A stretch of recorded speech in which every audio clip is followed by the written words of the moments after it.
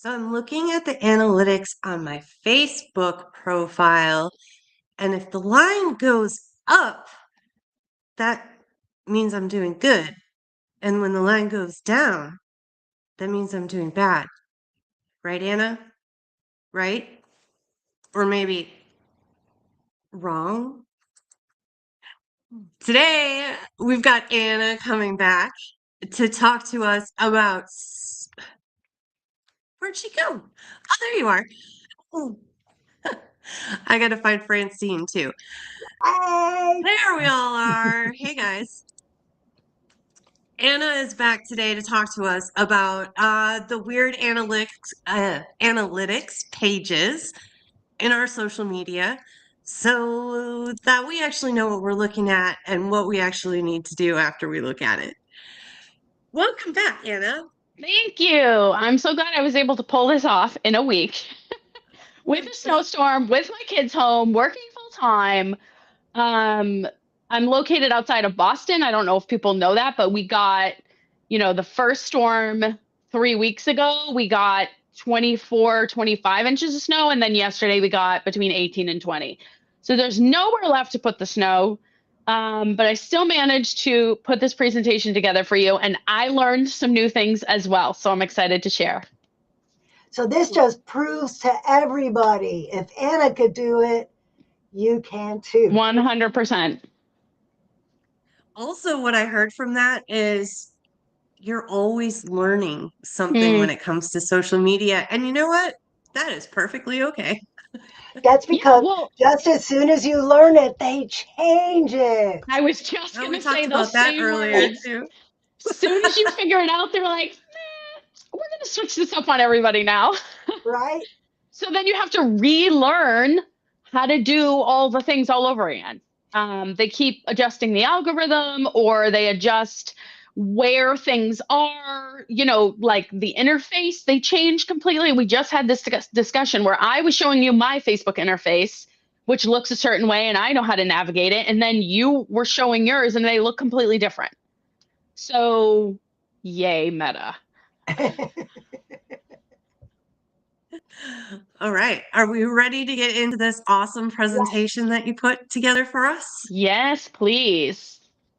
Okay, so today's presentation is social media data, how to read and analyze data insights and analytics, because all new technology should come with a young person. I'm Right. not I'm not that young, but I'm young enough. So, a quick introduction to myself. My name is Anna McCabe. I'm a two-time self-published author of children's books, a wife, a full-time working mother, and now a creative operations consultant and the owner of The Bookshelf, which is a digital bookstore for indie authors only. Francine's book is on there. A lot of people on our Children's Book Authors Unite page, their books are on there. So if you're looking for a beautifully curated page of self-published indie author books, head over to The Bookshelf.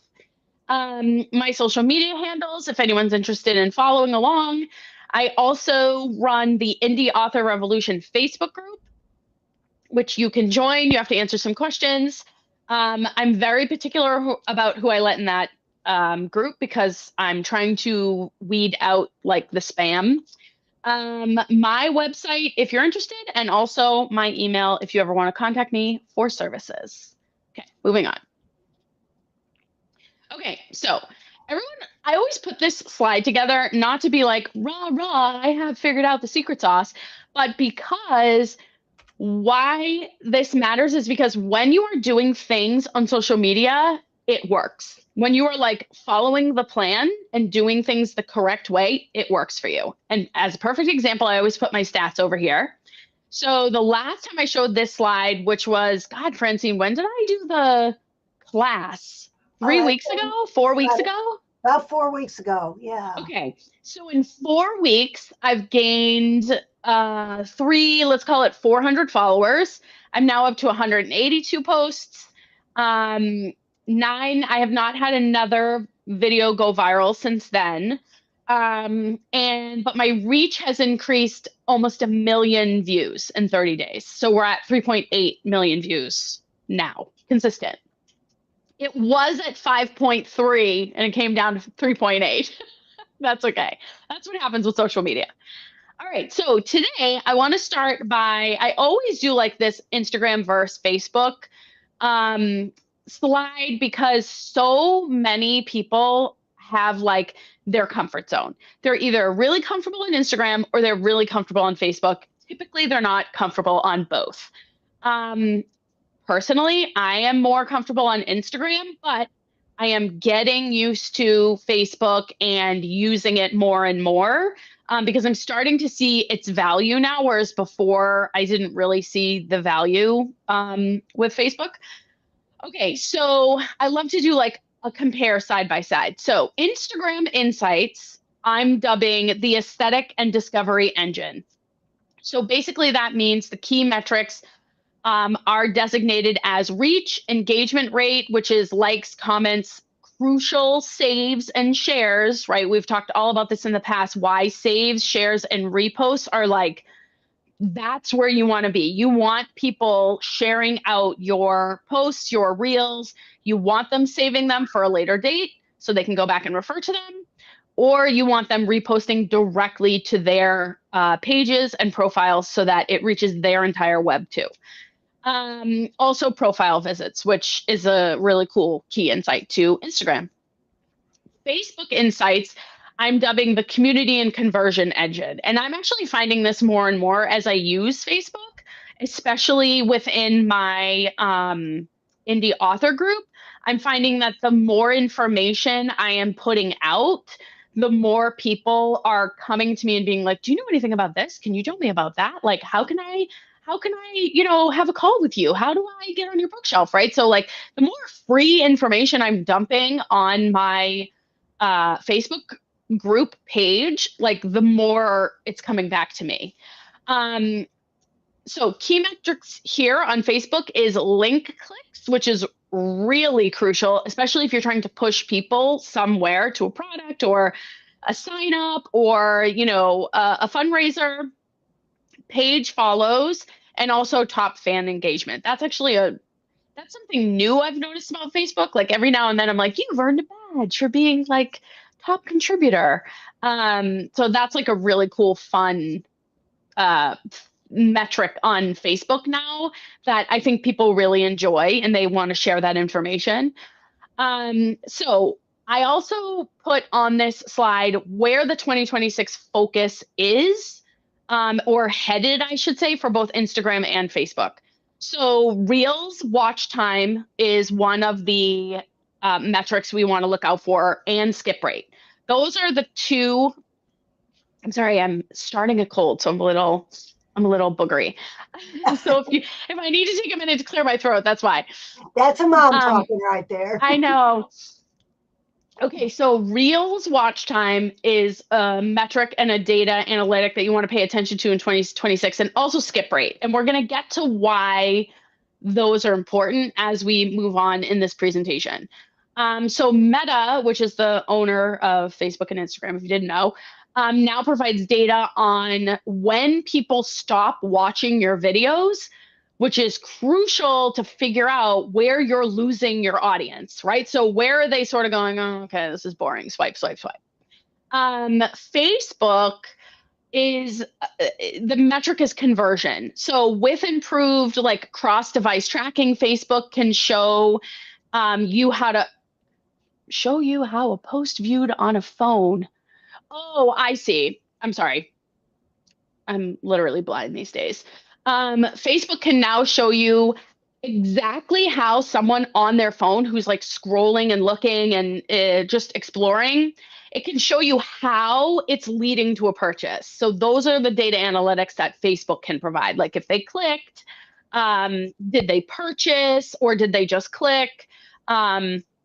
Which that's really great for people who have like products that they're selling, like children's books. Okay, so let's talk about the advantage. So Instagram is like a high save, high share count, signals the algorithm that your content is super valuable. And it will trigger more organic distribution to non-followers. So the more saves and shares and reposts, Instagram is like, ooh, we like you. And then they blast you out to even more people who don't already follow you. Facebook is still the leader for like long form information. We talked about this, I think, either in my first or second call about how Facebook is like the less shallow of the two. I don't know if you ladies remember that. We talked about like Instagram being kind of shallow, and people like to have like deeper conversations and groups, and they go back and they refer to things, and like, you know, you can drive traffic easier with website links, whereas, you know, with Instagram, that is a little stalled. So that's the advantage of the differences between Instagram and Facebook.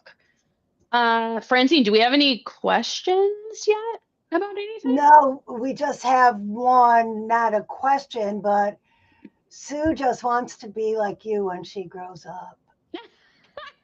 I said that we do too. Oh, you guys are so sweet. You guys are so funny. Okay. Moving on. Let's see.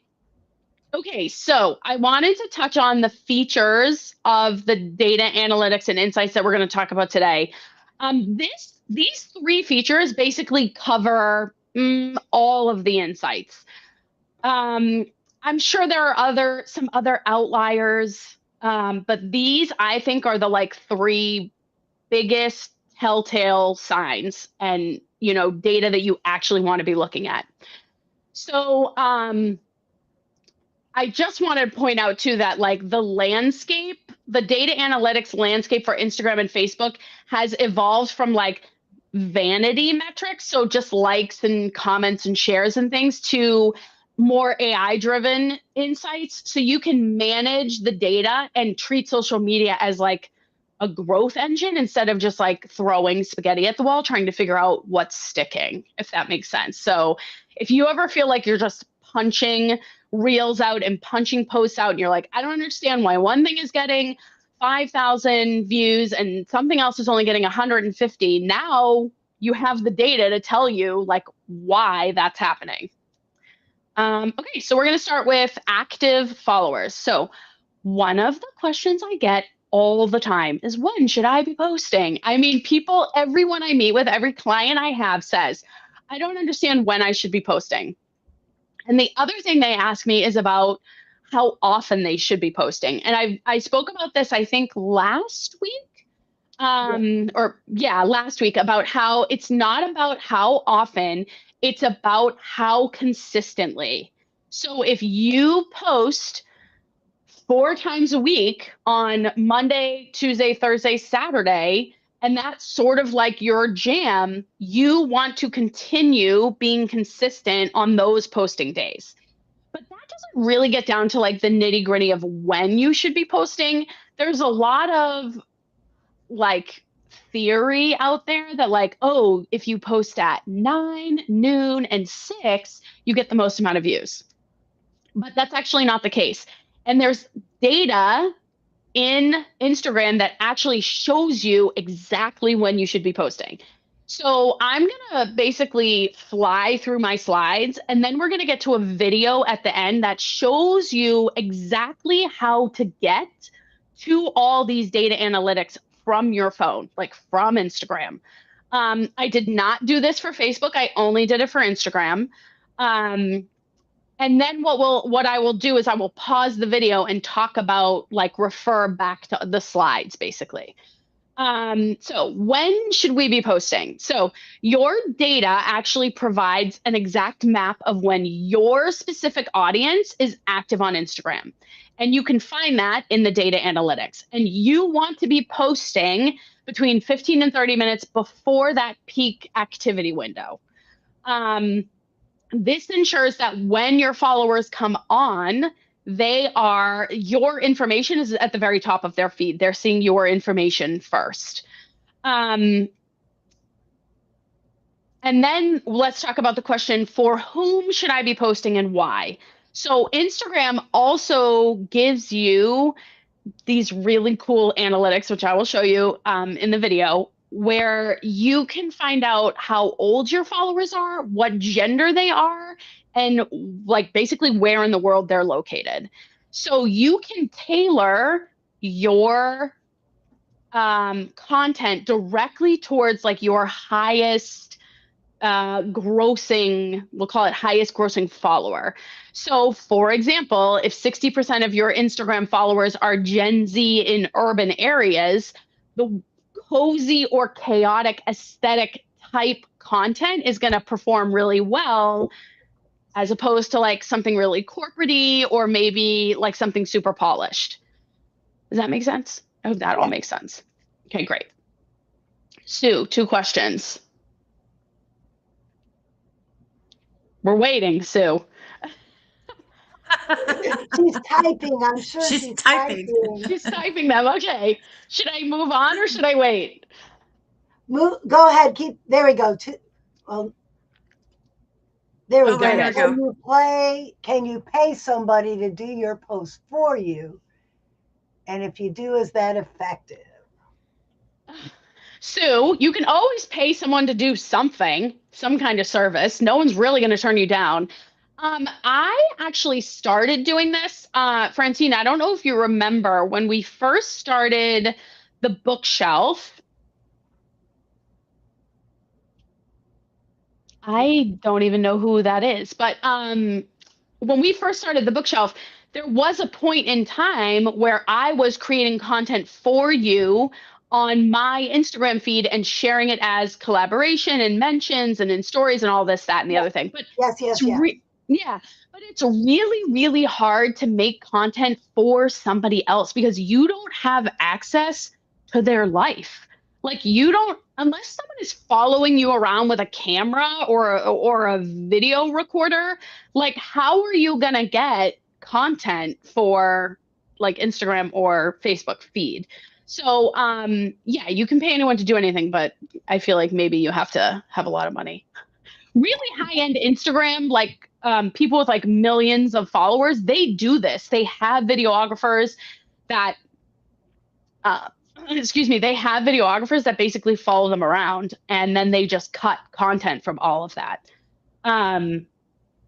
It's really fascinating. That's a really fascinating life. I don't know that I would want that. And I do know people who pay, but to me, a lot of the people who pay don't have that personal feeling. You can almost tell somebody else is doing it for them. Yeah, the authenticity is missing. Yeah, for sure. Now, I will say this though, sometimes, and what I'm doing is I've got somebody else that I can bounce my content off of. So before it posts, I have somebody else that I can talk to and say, hey, how's this feel for you? Does this seem like it makes sense for this particular audience I'm talking to or whatever? And I'll do that a lot for my video shorts.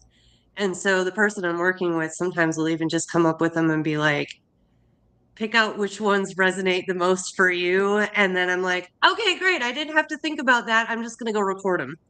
And you know so what? that's been really helpful too. This is a perfect time to talk about portal potty. Francine, you're writing in the porta potty right now. Yes. Portal potty. Is it portal party? Thank you. Yes. Portal here. parties. Now, what is that, everybody? Those are brainstorming sessions that we do on Zoom where you could bring your content ideas to a crowd and we brainstorm on how to make them better. We do that if you're writing a book. Sue, one of the people we've been chatting with today, came to a portal party when she had writer's block and she was ready to quit. And guess what? Her book was finished right after the party. So if you are having questions about what to post or how to say it, schedule your portal party. Woohoo, I said it. Your portal party.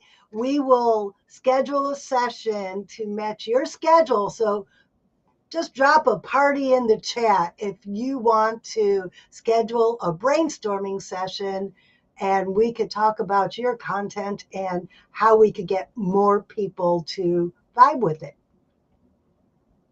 That's awesome. That's awesome. All right. Okay, so I'm going to move on now to content analysis. So this hopefully answers the questions, what format of content should I be posting? So we've talked in the past the difference between all the formats: post, carousel, story, reel, live. What am I missing? Real, live, story, post, carousel. Nah, I think that's basically it. So what format of content should I be posting? Where are they seeing my content? So where on Instagram are they seeing it? Are they seeing it on the explore page? Are they seeing it on like their feed, right? So it will tell you, it will differentiate that. Who is seeing your content, and are people following me from my content? There used to be this trick that Instagram influencers, like anyone who was like a social media guru, used to put up, and they would say things like, go back and find your best performing, like in the last 90 days, go back and find your best performing reel and just duplicate it and repost it to trial reels. Well, Instagram has kind of caught on to that now, and they actually will send you a message. I'm going to show you exactly what it says because this actually happened to a friend of mine recently.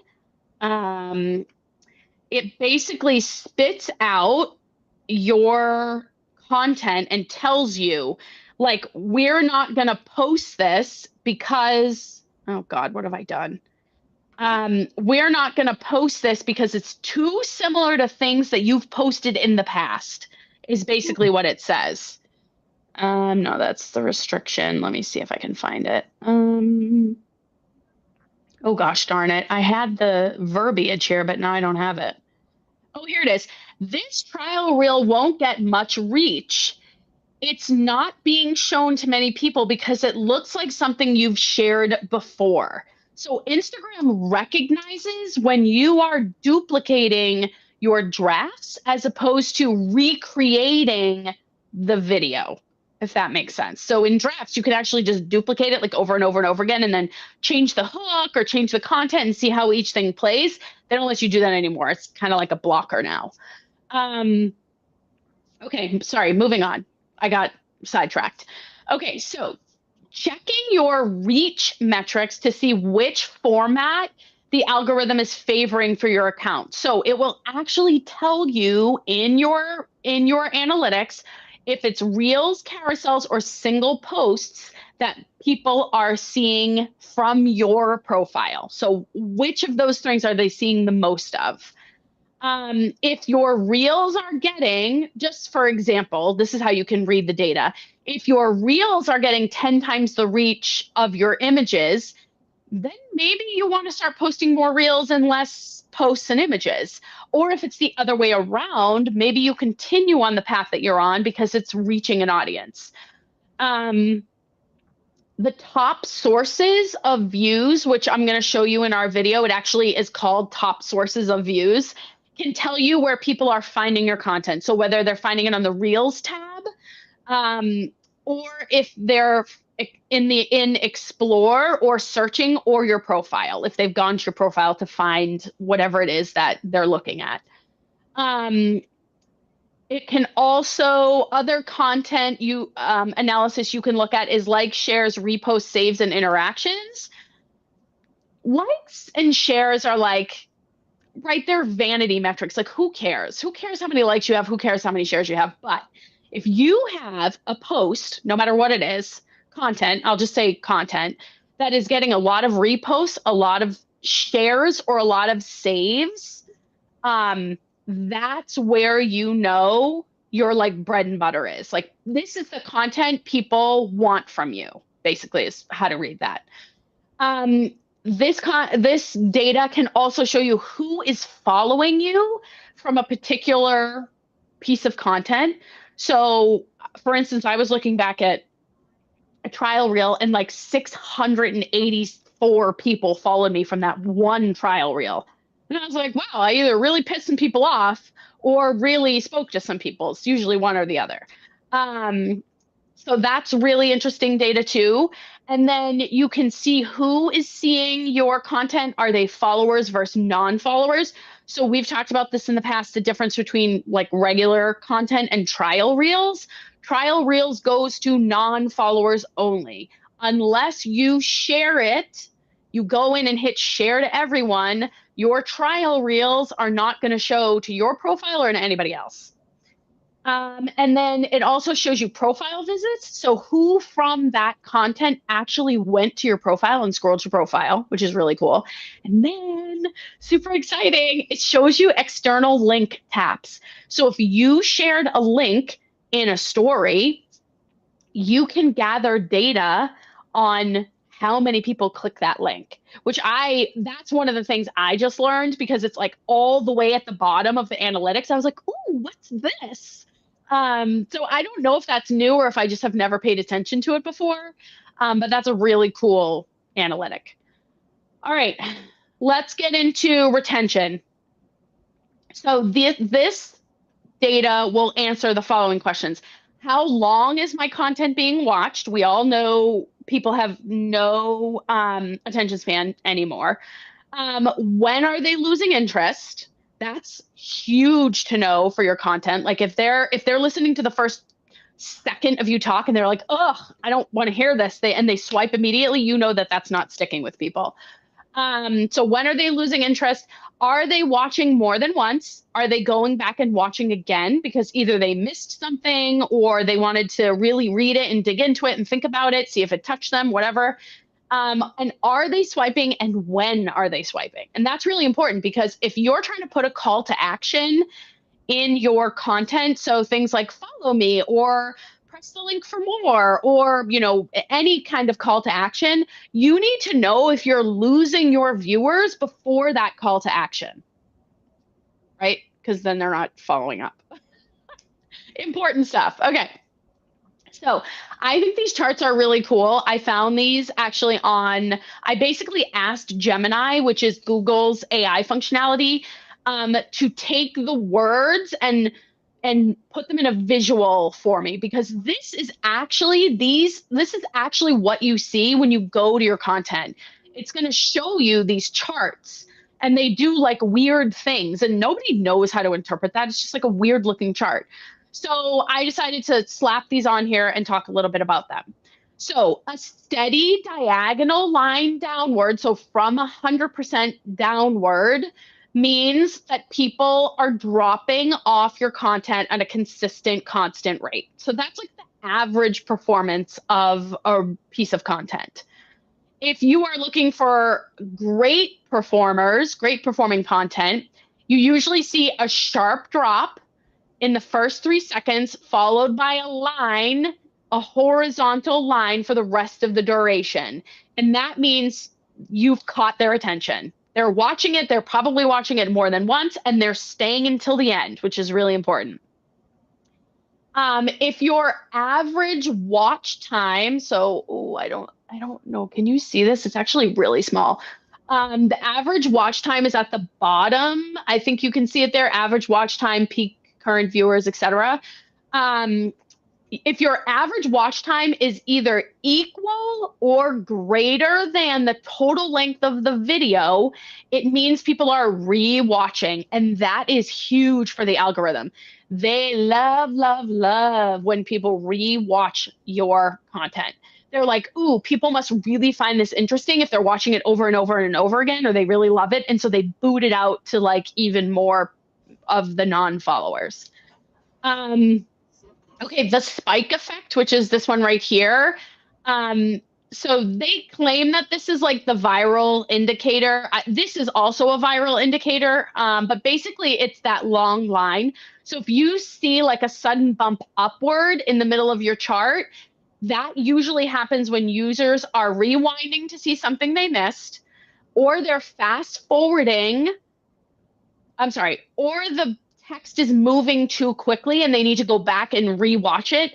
Also, I had somebody comment on a viral reel I had a while back, and all he said in all caps was "too fast, can't read," and he was all pissed off that like the words were moving too quickly. So I just wrote back in all caps, hold finger down on screen. So many people don't know that you can pause a reel by just putting your fucking finger. Oh, I'm so sorry, I swore. By just putting your finger She's on the very reel. passionate about this, ladies and gentlemen. Like, why? First of all, why are you screaming at me in my content? And like, why don't you know this? So just put your finger down, and the reel will pause so you can read the content.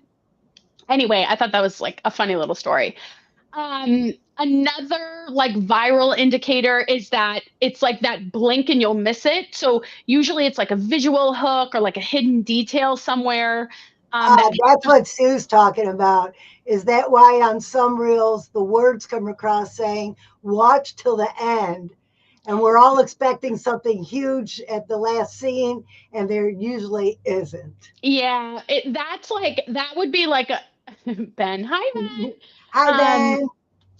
yeah, usually when they say like watch to the end, it's because they have a point that they're trying to touch on or trying to make, but it's usually I don't know. I have find I'm like, okay, you could have said that in the first 5 seconds. They're basically just trying to drag out their watch time Right. because the longer people watch, the more the algorithm pushes out. So it's actually really smart of them to be like, watch till the end and then just bupkis. Um, so that's basically why they do that. I've seen And one. then It I'm was a surprised. dog sleeping, and it said "watch the end," and that dog literally does nothing but lay there. Yeah, they're just trying to train their algorithm to like push Mhm. their content out, basically. Okay, so where was I? Spikes trigger. Oh yeah, so anytime you see like a spike, it means it's triggering the algorithm, because it's signaling high engagement and people are watching like over and over again. So I actually think this is the most important section of what we're going to talk about today, and it's about how to understand the quote drops in these charts.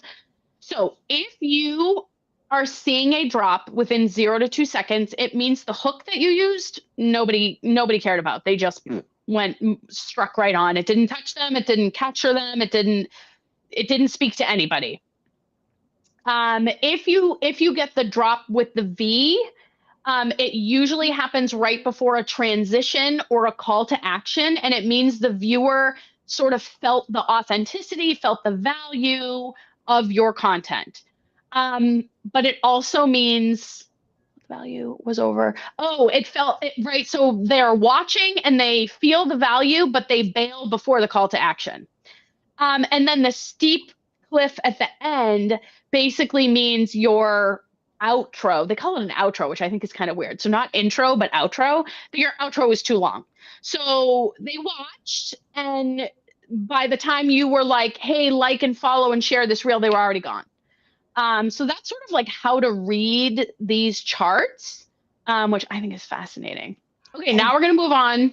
Oh, okay, sorry, go do ahead. you have a tip on how to find a good hook? Yes, I do, Sue. But I'm not gonna tell you here. I'm keeping that one close to me. If you want to work with me, Sue, you call me. I love the way you just did that. Yeah, yeah. Um, I mean, I love the way I find hooks. There's a couple different ways I found hooks. I'll give you this piece of advice. I'm not going to tell you how I create a lot of my hooks that get a lot of people's interest, but if you have Instagram or Facebook, scroll, we call it doom scrolling, but when you are scrolling, scroll with a purpose. Like scroll to find audio that you like that's really popular. And remember we talked about like how to use trending audio. That reels number has to be under 5,000, and then the first reel that used it has to be over a million views. Um, when you are scrolling, scroll with a purpose. So look for hooks that you think you could repurpose and use for you, like in your super hyper focused niche. So when you're scrolling and you like something or something really captures your attention or touches you in some way, take a screenshot of it and store it away for later. Um, so I will give you that piece of advice, Sue. But also, you need to get an Instagram account, Sue, before you even start scrolling. She doesn't even have an Instagram account. She's just Okay. getting started. You can't do everything all at Yeah, the same she's time. just getting started. We worked on this together. We put a profile together for her. We put a gorgeous name together. I'm like super excited for her to open this up. Yes. Okay, so here's the video I've been touting this entire time. So I'm gonna play it for you, but I'm also gonna walk through like what we talked about. So this is how, you know what? I didn't like how that started. So let me go back. Okay, here's where you can find, right? So that's where you're finding, what the hell? Sometimes this is Canva. I'm not used to Canva. I'm sorry. So this professional dashboard, this is you open your profile, and this is the professional dashboard where you're going to start to find all of these analytics. So you click that button. Hi, I know you were star of the day. My daughter's here. She wants to show you all she was the star of the day today at Yay, school. good Yeah. job. I'm so proud of you. Can you go downstairs, please? And I'll be right down. Okay. Okay, so when you open up your professional dashboard, um, this is what you're going to see. And then the first place I'm going to take you is into your views. This is where you're going to find in the last 30 days how many people between followers and non-followers have seen your data and how many accounts you've reached. It's also going to tell you by content type. So what's most popular? So for me, it's reels. Most people are seeing my reels and very few people are seeing my stories, which is fine. The top content here is showing you like your best, sort of the best content that's happened in the last 30 days. And then this is where you're going to find your audience information. So top countries, top ages, their genders. And then here at the bottom, remember I was telling you I just found that external link? This is where you will find that external link. So it looks like 105 people tapped my external links in the last 30 days, which is pretty good. I think that's pretty good. Okay, so we're scrolling back by top content. I'm going to show you what it looks like when you actually open one of your high performing pieces of content. This is what it looks like. It's going to give you the sort of metrics up here. So wow, this post really pissed some people off. So it looks like it got. Okay, I want to know what you said because none of your content I see as something that could piss somebody off. Yeah, so these are trial reels, and there's a reason why they live in trial land. When I have stuff like this that's like really like controversial, I leave it in trial reels because it just boosts all my other content, and then I never really share it with my followers. But this one basically said this was about the Super Bowl the Super Bowl, and how it was only done in Spanish, and how it is a uniquely American hangup when people don't speak English. Oh, there's my other daughter. Hello. Okay, Daddy's gonna have to handle that. I hope you did not hear that. Anyway, so that really triggered some people, because I think a lot of people have very different views on all of that. So it was reposted 1.3, I mean, 1,300 times it was reposted. It was saved 712 times. There were almost 3,000 comments and 37,000 likes. So let's see the rest of the way this went. So here's my overview. Here was my watch time, my views. So profile activity, that's how you know someone went to your profile. Views again, blah, blah, blah. But it also shows you, see how almost none of my followers saw that content? That's because it's trial reel. So then it's showing you the top sources where people saw this. So most people saw this content in the Reels tab. Some people saw it in their feed. It popped up in their feed, or they found it while they were exploring some other subject, or they saw it in my story. Oh, there's our retention. So a good performer. Sorry, good performer. And there's our average watch time. Oh, what happened? Go back. There it is. So average watch time is super important because if your watch time, like we talked about, is the same amount of time or longer than the actual content. So this reel was only 7 seconds long, but people watched it for 9 seconds, sorry, my kids, I can't do anything about it. That's okay. Which basically means they went back more than once to watch that reel for whatever reason. And then it also looks like I got 146 follows from that particular reel. All right, so now we're going to talk about, so that was in that views tab. That's where I got that information for that views tab.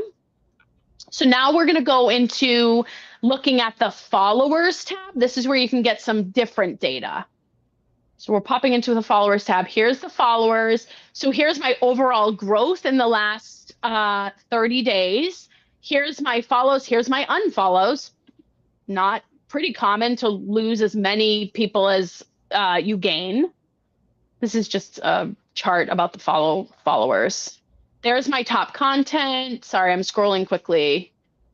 Okay, this is the part I really wanted to show you. So we talked about when to post. Everyone's like, when do I post? This is where you're going to find this information. So you go into the dashboard, you go to the followers line, and you scroll all the way to the bottom. And then you can actually scroll from day to day to day. I think you can see it's like Monday, Tuesday, Wednesday, Thursday, Friday there, and see the peak times in which people are watching your content.